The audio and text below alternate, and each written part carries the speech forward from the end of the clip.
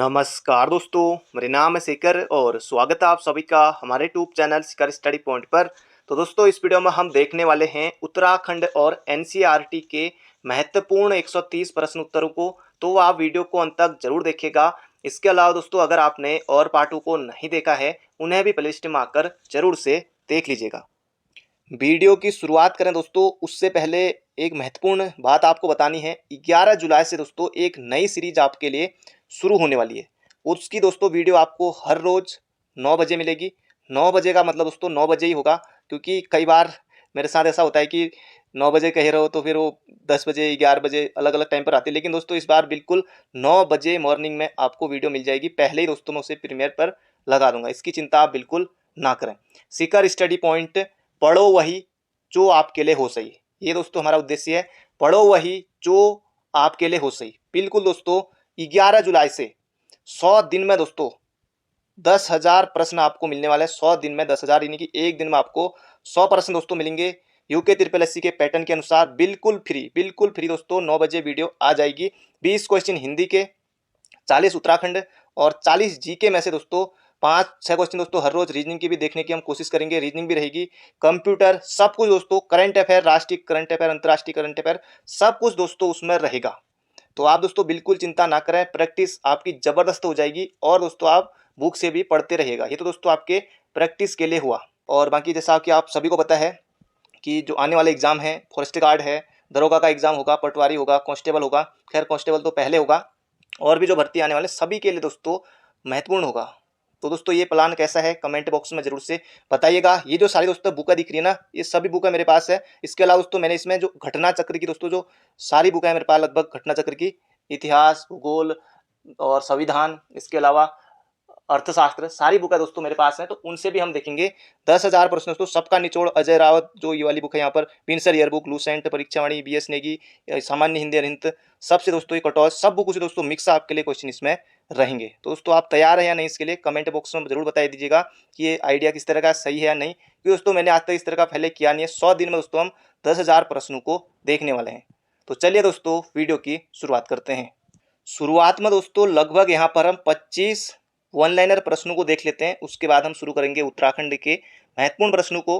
पहला प्रश्न है, भारत की सबसे पुरानी तेल शोधन इकाई कौन सी है? अगर आपके मन में दोस्तों जो वन लाइनर प्रश्न है, 25 प्रश्न है, इनके उत्तर आ रहे हैं तो आप कमेंट बॉक्स में लिख सकते हैं, नहीं तो दोस्तों मैं यहाँ पर लिख रहा हूँ। तो भारत की सबसे पुरानी तेल शोधन इकाई कौन सी है दोस्तों? ये हो जाएगा डिगबोई। डिगबोई दोस्तों ये कहाँ है? ये है दोस्तों असम में। डिगबोई असम में है, ये आपको याद रखना है। अगला प्रश्न है, ज्वारीय ऊर्जा के उत्पादन के लिए भारत का कौन सा क्षेत्र महत्वपूर्ण है? ये यहाँ पर दोस्तों पूछा गया है। इसका सही उत्तर हो जाए दोस्तों खंभात की खाड़ी। खंभात की खाड़ी है, ये आपको बिल्कुल याद रखना है। ज्वारीय ऊर्जा उत्पादन के लिए भारत का महत्वपूर्ण क्षेत्र। अगला प्रश्न है, इसका उत्तर दोस्तों यहीं पर लिखा ही हुआ है। कालपोंग जल विद्युत परियोजना कहाँ स्थित है? दोस्तों ये है अंडमान एवं निकोबार द्वीप समूह में। ये प्रश्न दोस्तों बहुत ज़्यादा महत्वपूर्ण है। एनसीईआरटी वाले सारे प्रश्न हैं इनमें जो शुरुआत में हम देख रहे हैं। तो कालपोंग जल विद्युत परियोजना दोस्तों ये है अंडमान एवं निकोबार में। बिल्कुल याद रखिएगा, एग्जाम में आयोग ने पहले पूछा हुआ था। अगला प्रश्न है, राज्य लोक सेवा आयोग यानी कि यूकेपीएससी आप समझ सकते हैं, और भी जो राज्य के होते हैं, किसी भी राज्य के लिए स्टेट पब्लिक सर्विस कमीशन के सदस्यों की नियुक्ति किसके द्वारा की जाती है? दोस्तों ये किसके द्वारा की जाती है? तो राज्य लोक सेवा आयोग। तो राज्य के लिए दोस्तों कौन करेंगे? ये करेंगे दोस्तों राज्यपाल। बिल्कुल याद रखिएगा, राज्यों के लिए कौन करेंगे? यूपीएससी के जो अध्यक्ष होंगे दोस्तों, उनकी नियुक्ति कौन करेंगे? वो करेंगे दोस्तों राष्ट्रपति। और राज्यों के लिए दोस्तों जो सदस्य होंगे राज्य लोक सेवा आयोग के, उनकी नियुक्ति कौन करेंगे? या राज्य सेवा आयोग के अध्यक्ष के, वो करेंगे दोस्तों राज्यपाल। याद रखेगा। अगला प्रश्न है, संसद में प्रथम लोकपाल विधेयक किस वर्ष प्रस्तुत किया गया? बहुत ज्यादा महत्वपूर्ण प्रश्न है दोस्तों, सीधे एग्जाम में छपने वाला प्रश्न है।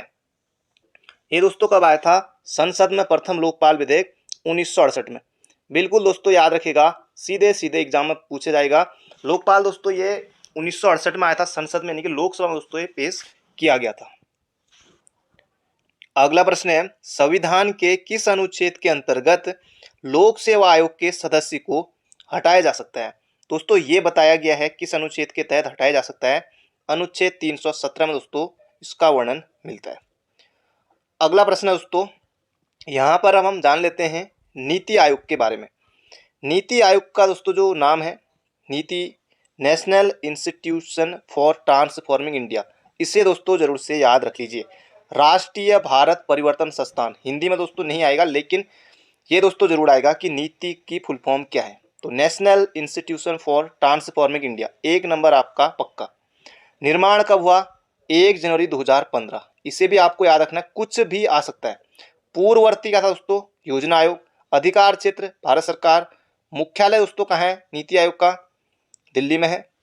अध्यक्ष कौन होते हैं? प्रधानमंत्री होते हैं, ये आपको याद रखना। अब दोस्तों उपाध्यक्ष और मुख्य कार्य अधिकारी, ये दोस्तों ऐसे प्रश्न हैं जो आपके एग्जाम में छपने वाले हैं, बिल्कुल एग्जाम में आएगा। वेबसाइट ये है, खैर ये एग्जाम में नहीं आएगा, नीति.gov.in, खैर ये एग्जाम में नहीं आएगा। लेकिन दोस्तों उपाध्यक्ष और मुख्य कार्यकारी अधिकारी की यानी कि CEO, ये प्रश्न दोस्तों एग्जाम में जरूर आएगा। उपाध्यक्ष दोस्तों कौन है? क्योंकि हाल ही में बने हैं, उनका नाम जरूर से याद रखिए, सुमन बेरी। सुमन बेरी दोस्तों नीति आयोग के वर्तमान उपाध्यक्ष हैं, बिल्कुल याद रखेगा। एग्जाम में प्रश्न ये आप देखेंगे तो आप, अगर आपको उत्तर आएगा तो आपके चेहरे पर अलग खुशी होगी, और आपने कहीं पढ़ा है वो आपको जरूर याद आएगा। CEO दोस्तों कौन है? वो है दोस्तों परमेश्वरन, यहाँ पर लिख देता हूँ, ये तो उपाध्यक्ष हो गया दोस्तों सुमन बेरी, और CEO कौन है? परमेश्वरन अय्यर। बिल्कुल दोस्तों याद रखना, आपको कमेंट बॉक्स में ये प्रश्न बनेगा। और दिल्ली के दोस्तों नए उपराज्यपाल कौन है, ये आप कमेंट बॉक्स में छापिएगा। अगला प्रश्न है, वर्ष 1957 में प्रथम राजभाषा संयुक्त समिति किसकी अध्यक्षता में गठित की गई? दोस्तों ये किसकी अध्यक्षता में की गई? दोस्तों हमारे यहीं के कौन? पंडित गोविंद बल्लभ पंत। बिल्कुल दोस्तों याद रखना है, ये प्रश्न बनेगा। उत्तराखंड का भी प्रश्न है और भारत का भी दोस्तों आप प्रश्न समझ सकते हैं। पंडित गोविंद बल्लभ पंत की अध्यक्षता में दोस्तों 1957 में प्रथम राजभाषा संयुक्त समिति का गठन किया गया। पढ़ो वही जो आपके लिए हो सही। एक लाइक दोस्तों जरूर से कर दीजिए। राज्य वित्त आयोग का गठन भारतीय संविधान के किस अनुच्छेद के अंतर्गत किया जाता है? यहां पर दोस्तों राज्य वित्त आयोग है। राज्य वित्त आयोग दोस्तों कब? ये दोस्तों हो जाएगा अनुच्छेद 243 के आई में है। ये आपको दोस्तों बिल्कुल याद रखना है। इसका गठन दोस्तों कहाँ है? 243 के आई में है। और वित्त आयोग दोस्तों यह है अनुच्छेद 280 में। अनुच्छेद 280 में वित्त आयोग है, और राज्य वित्त आयोग है अनुच्छेद 243 के आई में। तो ये भी आपको दोस्तों याद रखना, एग्जाम में प्रश्न बन सकता है। अगला प्रश्न है, राष्ट्रीय पंचायती राज दिवस कब मनाया जाता है? दोस्तों ये मनाया जाता है 24 अप्रैल को। सीधे सीधे दोस्तों एग्जाम में प्रश्न दिखाई देगा, राष्ट्रीय पंचायती राज दिवस 24 अप्रैल। अब दोस्तों यहाँ पर पंचायती राज से संबंधित कुछ महत्वपूर्ण समितियां हैं, इनके बारे में हम यहाँ पर देख लेते हैं। बलवंत राय मेहता समिति, सीधे सीधे एग्जाम में बनेगा दोस्तों, ये कब आई? ये आई 1900। अगर दोस्तों आपको इनके उत्तर पता है तो आप कमेंट बॉक्स में भी लिख सकते हैं। बलवंत राय मेहता समिति 1957, ये थोड़ा मिट गया, चलो। बलवंत राय मेहता समिति 1957। अगला है अशोक मेहता समिति, ये दोस्तों कब? 1977। GKV राव समिति, GKV राव समिति दोस्तों ये कब आई? 1985 में। अगला है ML सिंघवी समिति, दोस्तों ये कब आई? 1986 में, इसे भी याद रखिए। संथानम समिति कब? 1962 में। बिल्कुल बिल्कुल याद रखेगा, एग्जाम में सीधे सीधे प्रश्न बनेगा। सादिक अली समिति दोस्तों ये कब आई? 1964 में। सीधे सीधे दोस्तों एग्जाम में प्रश्न बनेंगे। बढ़ते हैं आगे। अगला है, भारत में सर्वोच्च न्यायालय की स्थापना कब हुई थी? सीधे सीधे एग्जाम में आएगा 28 जनवरी 1950। कई बार दोस्तों ये प्रश्न आपने देखा होगा पेपरों में। अगला प्रश्न है, कोपेन की CS जलवायु किन क्षेत्रों में पाई जाती है? दोस्तों ये पाई जाती है भूमध्य सागरीय क्षेत्रों में। बिल्कुल बिल्कुल याद रखेगा, एग्जाम में बनेगा। अगला प्रश्न है, विश्व में सबसे अधिक एल्युमिनियम उत्पादक देश कौन सा है? दोस्तों यह है चीन। बिल्कुल याद रखेगा, एग्जाम में छपेगा, चीन है। अगला प्रश्न है, संयुक्त राष्ट्र संघ द्वारा दशक 2011 से 20 को किस रूप में घोषित किया गया? दोस्तों ये किया गया था जैव विविधता दशक के रूप में। बिल्कुल बिल्कुल याद रखेगा, एग्जाम में बनेगा जैव विविधता दशक के रूप में। अगला प्रश्न है, भारत में सर्वाधिक ऊंचाई पर स्थित राष्ट्रीय उद्यान कौन सा है? भारत में स्थित सर्वाधिक ऊंचाई पर स्थित राष्ट्रीय उद्यान दोस्तों ये कौन सा है? इसका नाम है दोस्तों हेमिस राष्ट्रीय उद्यान। बिल्कुल बिल्कुल याद रखेगा, हेमिस राष्ट्रीय उद्यान। तो ये दोस्तों कहाँ है? ये है लद्दाख में। बिल्कुल याद रखना, एग्जाम में आएगा हेमिस राष्ट्रीय उद्यान। सबसे छोटा राष्ट्रीय उद्यान कहाँ है, ये आपको बताना है कमेंट बॉक्स में। भारत ने पहला परमाणु परीक्षण कब किया? दोस्तों ये कब किया? 18 मई 1974 को पोखरण में किया था दोस्तों, स्मेलिंग गुद्दा। बिल्कुल बिल्कुल याद रखना, एग्जाम में आएगा। जुते हुए खेत के साक्ष्य किस पुरातात्विक स्थल से प्राप्त हुए? दोस्तों ये हुए हैं कहाँ से? कालीबंगा। कालीबंगा दोस्तों कहाँ है? ये है राजस्थान में। ये भी आपको याद रखना, एग्जाम में आएगा। मिलिंद पन्हो नामक रचना राजा मिलिंद यानी कि मिनांडर तथा किस बौद्ध भिक्षु के मध्य संवाद है? दोस्तों यह है नागसेन। नागसेन बिल्कुल याद रखना, एग्जाम में छपेगा। अगला प्रश्न है, विंध्याचल पर्वत श्रेणी को पार कर दक्षिण भारत पर आक्रमण करने वाला दिल्ली सल्तनत का पहला सुल्तान कौन था? जबरदस्त क्वेश्चन है, सीधे सीधे एग्जाम में आएगा दोस्तों। ये था अलाउद्दीन खिलजी। अलाउद्दीन खिलजी था, बिल्कुल बिल्कुल याद रखेगा, एग्जाम में आएगा। अगला प्रश्न है, ब्राह्मणों पर जजिया कर लगाने वाला प्रथम मुस्लिम शासक? दोस्तों ये था फिरोज शाह तुगलक। उत्तराखंड के दोस्तों प्रश्न आने वाले हैं, बस थोड़ा धैर्य बना के रखिए। पलासी के युद्ध के समय मुगल बादशाह कौन था? पलासी का युद्ध दोस्तों हुआ था कब?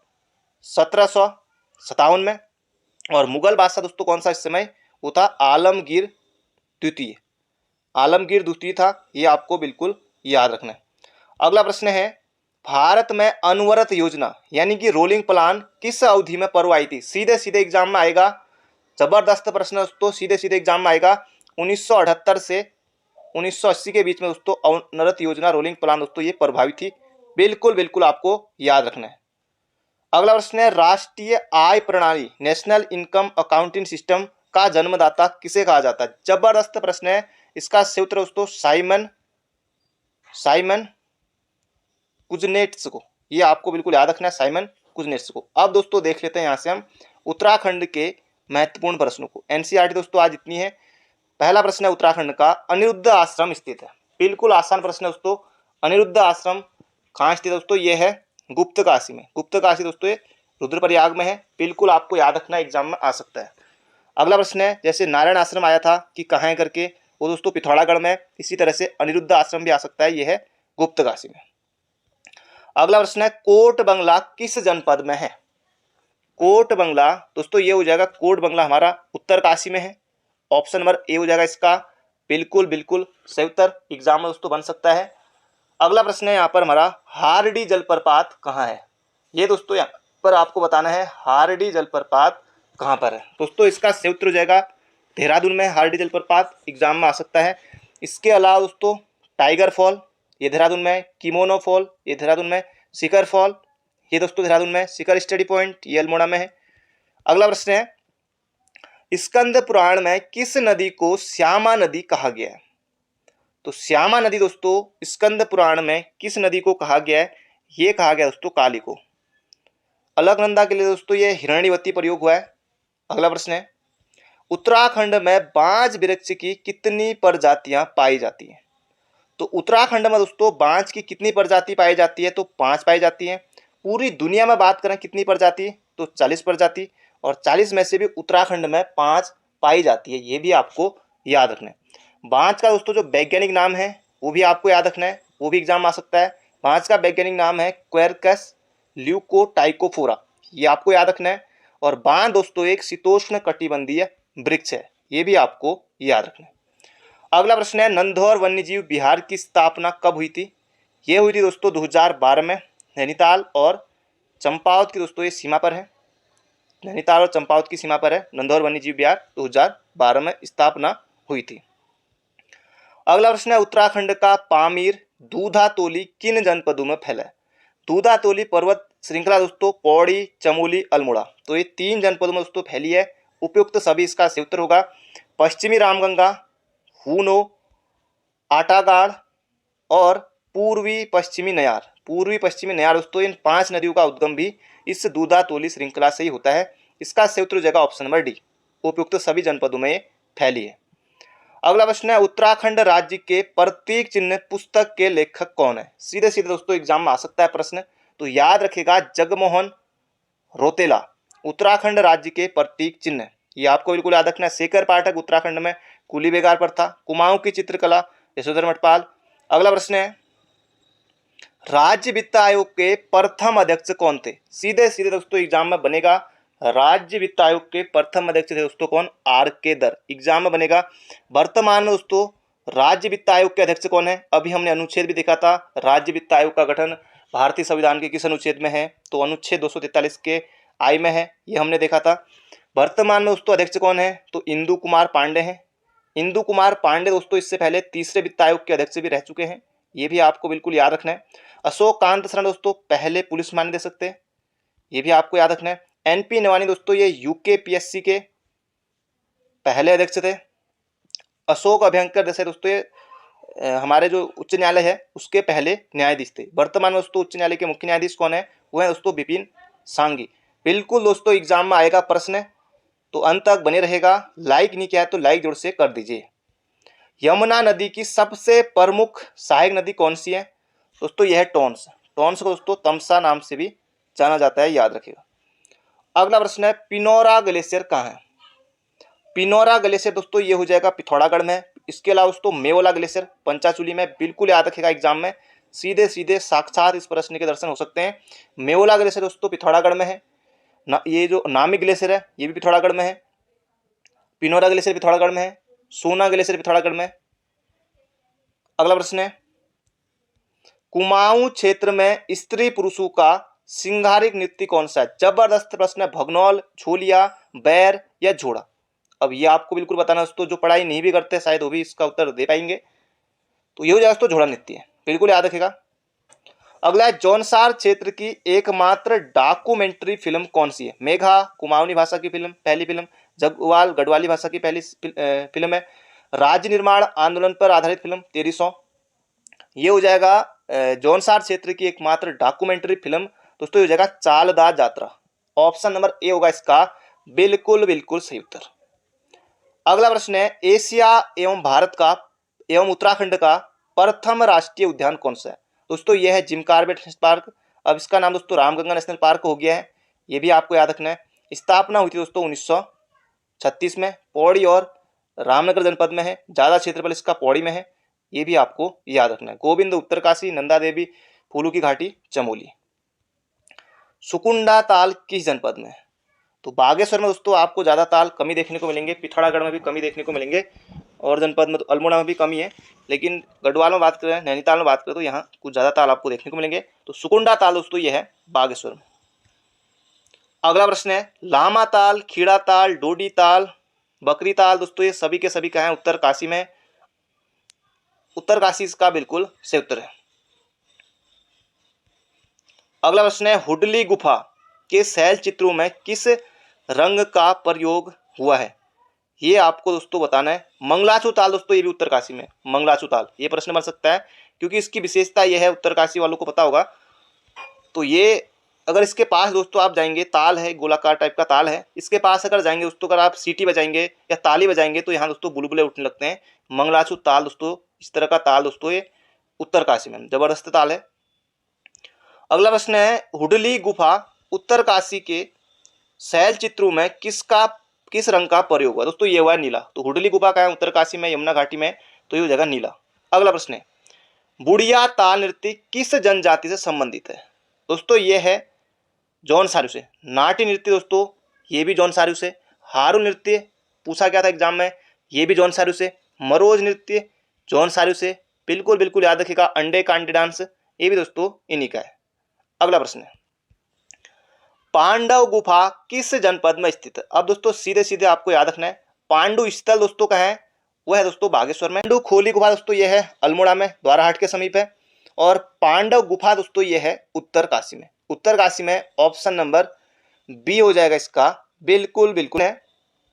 उत्तराखंड राज्य चिन्ह में गंगा की कितनी लहरों को दर्शाया गया? जबरदस्त प्रश्न दोस्तों। गंगा की दोस्तों उसमें 4 लहरें, गंगा यमुना और रामगंगा काली। गंगा यमुना रामगंगा काली, तो 4 है। ऑप्शन नंबर सी हो जाएगा दोस्तों इसका बिल्कुल बिल्कुल सही उत्तर। बढ़ते हैं अगले प्रश्न की तरफ।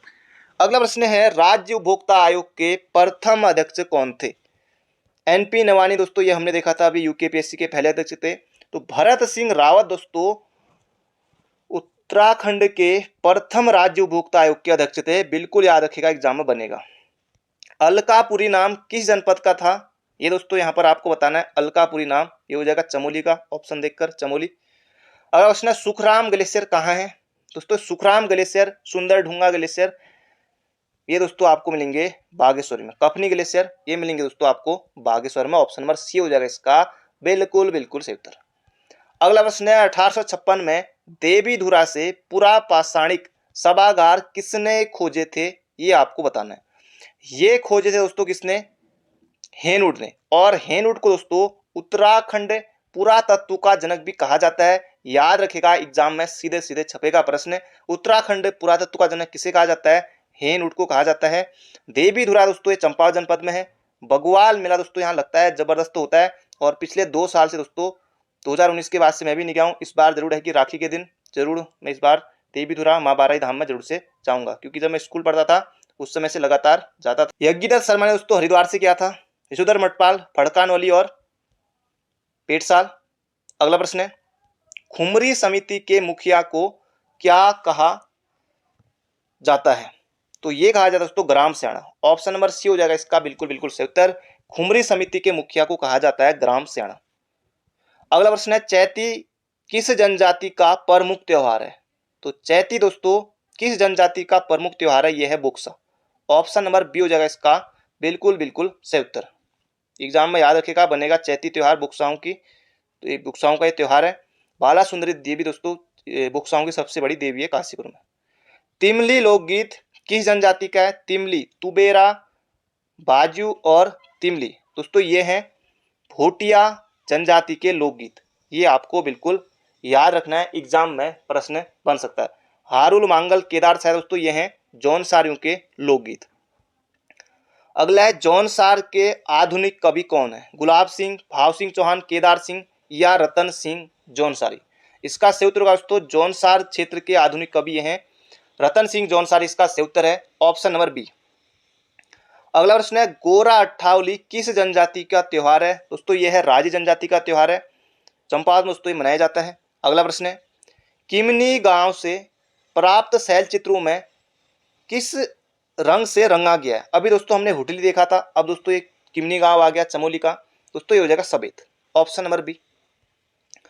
अगला प्रश्न है किस शैल चित्र में मानव को शिकार करते हुए हाथों में हाथ डालकर नृत्य करते हुए दिखाया गया है? लाखू गुफा, किमनी गांव गुफा या फिर लेथा? दोस्तों ये है लेथा।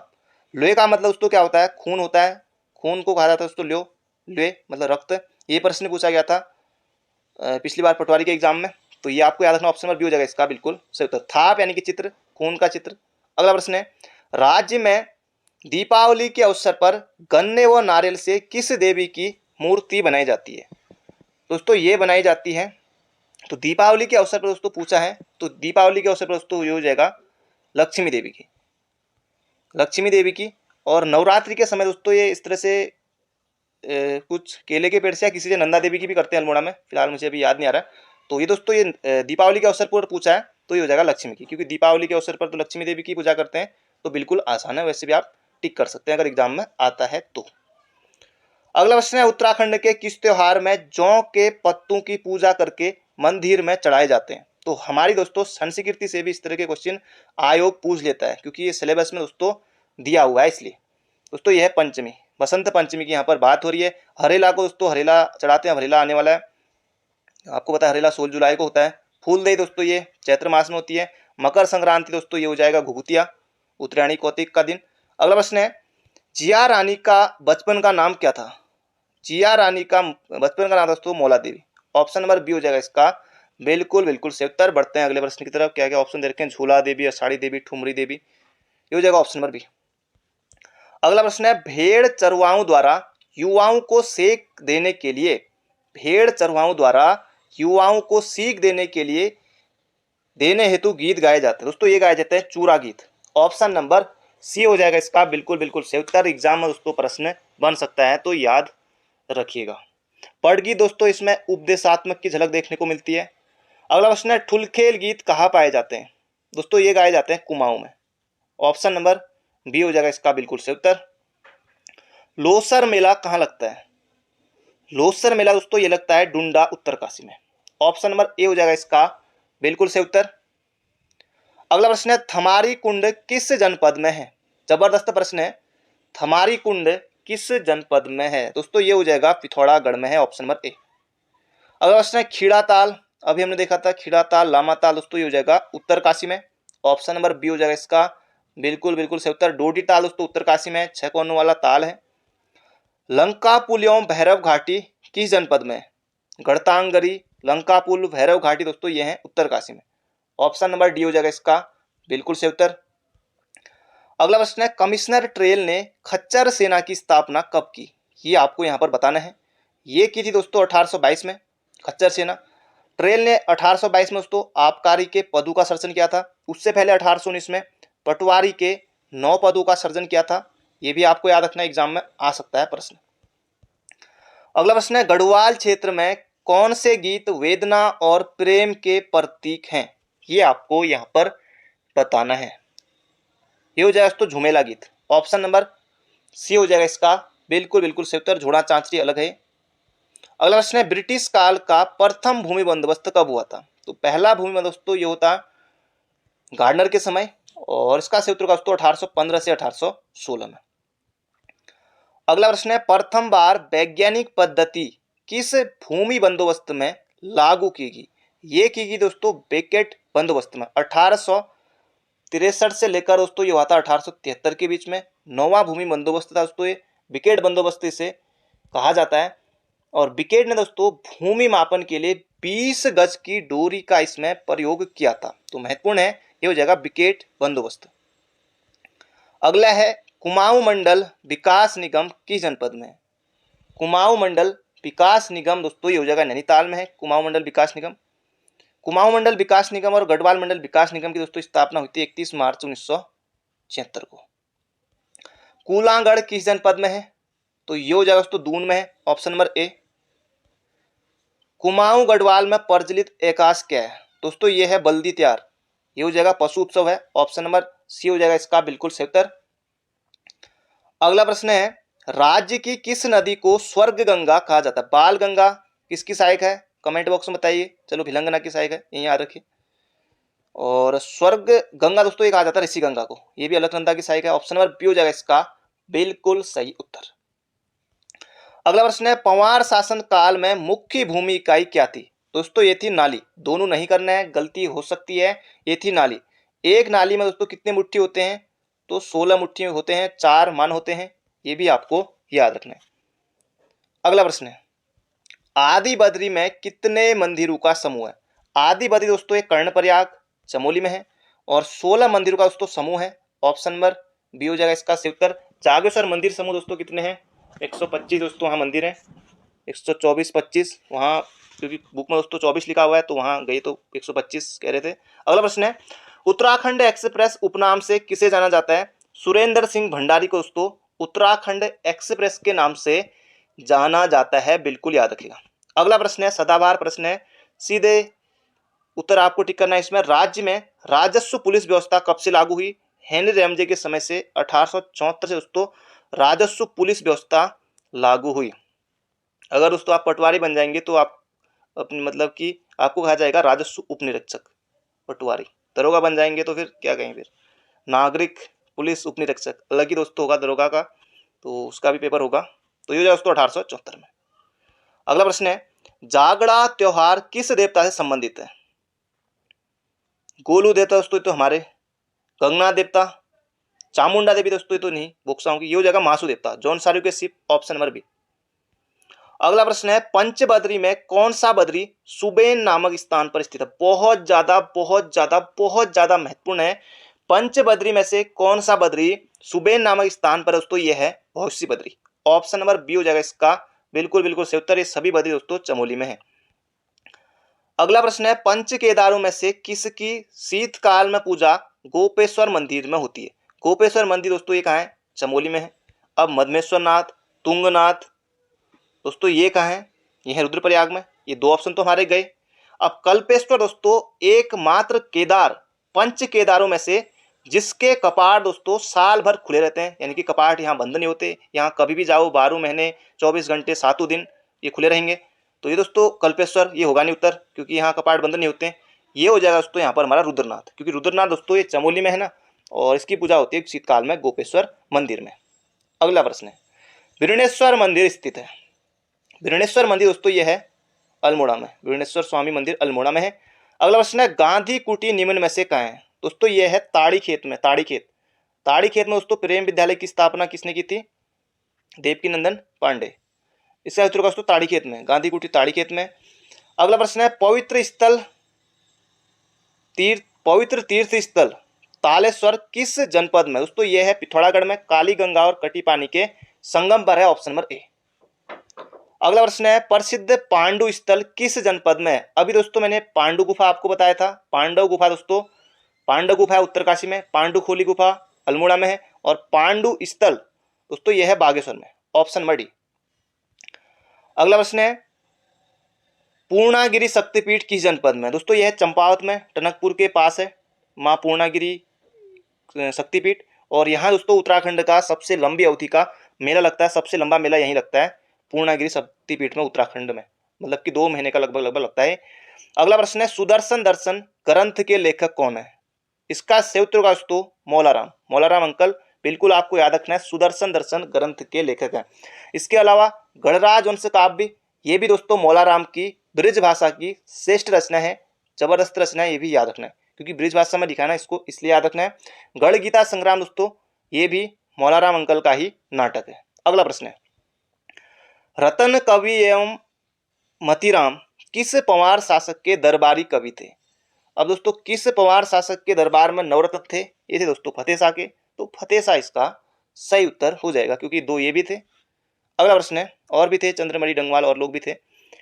कुमाऊं परिषद का प्रथम अधिवेशन कब हुआ था। सदाबहार प्रश्न दोस्तों, कुमाऊं परिषद से प्रश्न दोस्तों एक एग्जाम छोड़कर लगभग प्रश्न आता ही है, बाकी उतना टफ भी नहीं आता है, लगभग सभी को आ ही जाता है जो भी कुमाऊं परिषद के प्रश्न आते हैं। तो 1917 में हुआ था, जयदत्त जोशी की अध्यक्षता में दोस्तों हुआ था, अल्मोड़ा में हुआ था 1917 में, याद रखिएगा। अगला प्रश्न है, देशभक्त प्रेस की स्थापना किसने की। ये की थी दोस्तों बद्रीदत्त पांडे ने। जब दोस्तों अल्मोड़ा अखबार बंद हो जाता है, उसके बाद दोस्तों 15 अक्टूबर 1918 को बद्रीदत्त पांडे क्या करते हैं दोस्तों, शक्ति नामक साप्ताहिक का प्रकाशन करते हैं दोस्तों, उसके लिए इन्होंने ये देशभक्त प्रेस की स्थापना की थी। अगला प्रश्न है, गढ़वाल में हिंदी पत्रकारिता का भीष्म पितामह कहा जाता है। ये कहा जाता है दोस्तों विशंबर दत्त चंदोला को। इन्होंने 1916 से लेकर दोस्तों 1952 तक गढ़वाली का संपादन किया था, गढ़वाली पत्र का, ये आपको याद रखना है। गोपेश्वर कोठियाल ने दोस्तों युगवाणी का संपादन किया था, ये भी आपको याद रखना है। मुकुंद राम बड़थवाल को दोस्तों ये देवकी नाम से जाना जाता है। अगला प्रश्न है, हरिप्रसाद टमटा शिल्पकार सभा का गठन कब किया। दोस्तों ये क्या था 1905 में, 1903 में हप्पी क्लब, और 1916 में दोस्तों कुमाऊं परिषद, ये भी आपको बिल्कुल याद रखना है। अगला प्रश्न है, दालियों का दगड़िया नामक संगठन का गठन किसने किया। दालियों का दगड़िया दोस्तों ये क्या था, चंडी प्रसाद भट्ट ने 1977 के दशक में डालियों का दगड़िया नामक संगठन। अगला, मनमत पंथ किसने चलाया। ये भी दोस्तों चलाया था मौलाराम ने, मौलाराम अंकल ने, बिल्कुल याद रखिएगा, ऑप्शन नंबर बी हो जाएगा इसका, बिल्कुल सही उत्तर। मनमत पंथ दोस्तों चलाया था मौलाराम ने, बिल्कुल याद रखिएगा दोस्तों। मौलाराम से प्रश्न बनते हैं, आयोग के काफी फेवरेट है मौलाराम जी, इनसे प्रश्न बनता है।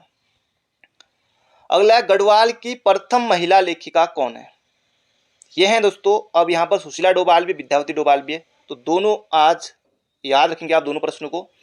सुशीला डोभाल दोस्तों ये हैं उत्तराखंड की पहली महिला कुलपति। सुशीला डोभाल उत्तराखंड की पहली महिला कुलपति हैं, जबकि विद्यावती डोभाल दोस्तों गढ़वाल की प्रथम महिला लेखिका हैं। इनकी रचना जैसे दोस्तों कौन है, एवरेस्ट के देवता, जबरदस्त रचना है ना, एवरेस्ट के देवता। पगली का प्रलाप, गजब है रचना भी, देखिए पगली का प्रलाप, एवरेस्ट के देवता, और अमृत की बूंदें, प्रश्न बन सकता है तो याद रखिएगा। कमलेंदुमती शाह को दोस्तों 1958 में पद्म भूषण मिला था, ये भी आपको बिल्कुल याद रखना है। दीक्षा बिष्ट ने दोस्तों वैज्ञानिक पत्रिका का संपादन किया था, ये भी याद रखिए। अगला प्रश्न है, शीतला खेत नामक स्थान किस जनपद में। शीतला खेत नामक स्थान दोस्तों ये अल्मोड़ा में है, ये आपको याद रखना है। और यहीं दोस्तों स्याही देवी का मंदिर भी है शीतला खेत नामक स्थान पर, और यहीं दोस्तों इसके आसपास ही खूट नामक ग्राम है जहां गोविंद वल्लभ पंत जी का जन्म हुआ था। अगला प्रश्न है, कुमाऊं गजेटियर में किस जनपद को वाघ ईश्वर कहा गया है? वाघ ईश्वर दोस्तों कुमाऊं गजेटियर में किसको कहा गया है, ये आपको यहाँ पर बताना है दोस्तों। ये हो जाएगा बागेश्वर को कहा गया, ऑप्शन नंबर सी। अगला प्रश्न है, किस पुराण में वैली ऑफ फ्लावर को नंदन कानन कहा गया है? फूलों की घाटी को नंदन कानन दोस्तों ये कहा गया है स्कंद पुराण में। बिल्कुल बिल्कुल याद रखिएगा, चमोली में है फूलों की घाटी। अगला प्रश्न है, डूंगी पैतोली वन आंदोलन से संबंधित कौन सा जिला है? ये आपको दोस्तों यहाँ पर बताना है। डूंगी पैतोली वन आंदोलन से संबंधित दोस्तों ये हो जाएगा चमोली जिला है। ऑप्शन नंबर बी हो जाएगा इसका सही उत्तर। बांज वृक्ष काटे जाने के विरोध में दोस्तों कौन सा आंदोलन हुआ था? डूंगी पैतोली वन आंदोलन, चमोली में, याद रखिएगा। ब्यास घाटी किस जनपद में है? ब्यास घाटी दोस्तों किस जनपद में है, ये आपको यहाँ पर बताना है। ये हो जाएगा चमोली में। अगला प्रश्न है, फॉलिडकोड ग्लेशियर किस जनपद में है? ये दोस्तों हो जाएगा पिथौरागढ़ में। ऑप्शन नंबर ए हो जाएगा इसका बिल्कुल बिल्कुल सही उत्तर। कत्यूर घाटी किस जनपद में? बिल्कुल आसान है दोस्तों, बागेश्वर बैजनाथ कत्यूर घाटी। बलना किसका प्राचीन नाम था? बलना दोस्तों ये था कौसानी का। पुनाड़ ये होता है रुद्रप्रयाग के लिए। नरेंद्र नगर का पुराना नाम ये था दोस्तों ओड़ाथली, ओड़ाथली। अगला प्रसिद्ध कौसानी किन दो नदियों के संगम पर है? यमुना कौसानी आ गया नहीं, अलकनंदा गंगा कतई नहीं। काली और गोरी का संगम ये जौलजेबी में होता है, ये हो जाएगा कोसी और गरुड़, ऑप्शन नंबर बी। अगला प्रश्न है, चंपावत जनपद का गठन कब किया गया? कोई ना कोई जनपद का गठन दोस्तों एग्जाम में जरूर आता है, जैसे पिथौरागढ़ आ गया, चमोली आ गया, उत्तरकाशी आ गया। तो इन तीनों जनपदों का गठन दोस्तों हुआ था 24 फरवरी 1960 को, पहली बात इसे आपको याद रखना है। और चंपावत का गठन दोस्तों ये हुआ था 15 सितंबर 1997 को। बागेश्वर को भी दोस्तों ये हुआ था 15 सितंबर 1997 को। हैप्पी बर्थडे इनका कब होता है? तो 15 सितंबर को होता है। रुद्रप्रयाग का दोस्तों हुआ था 16 सितंबर को। अगला प्रश्न है, राज्य की किस गुफा में 33 करोड़ देवी देवता निवास करते हैं? पाताल भुवनेश्वर गुफा, पांडुखोली, द्वाराहाट, शंकर गुफा, देवप्रयाग, लाखू उड्यार। ये तो फिर लाखू उड्यार है, ये अल्मोड़ा में है। ये हो जाएगा दोस्तों पाताल भुवनेश्वर गुफा, ये आपको बिल्कुल याद रखना। ऑप्शन नंबर सी हो जाएगा इसका बिल्कुल सही उत्तर। अगला प्रश्न है, जयंती मंदिर ध्वज मंदिर किस जनपद में है? दोस्तों ये पिथौरागढ़ में, टोटा नौला नामक स्थान पर। तो टोटा नौला नामक स्थान दोस्तों कहाँ है? ये है पिथौरागढ़ में। अगला प्रश्न है, पर्वतेश्वर मंदिर किस जनपद में स्थित है? दोस्तों यह है अल्मोड़ा में। अल्मोड़ा जनपद का गठन कब हुआ?